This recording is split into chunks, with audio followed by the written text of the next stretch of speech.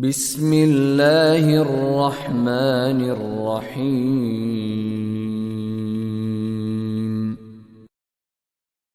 ذلك بأن الذين كفروا اتبعوا الباطل وأن الذين آمنوا اتبعوا الحق من ربهم كذلك يضرب الله للناس أمثالهم فإذا لقيتم الذين كفروا فضرب الرقاب حتى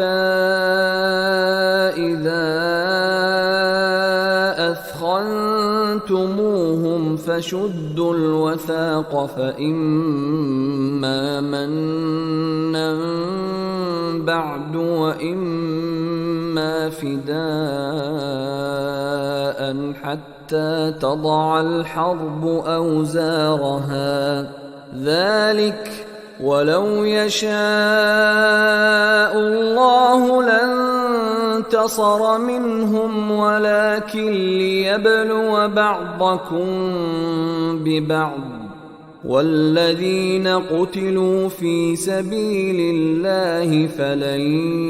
يضل أعمالهم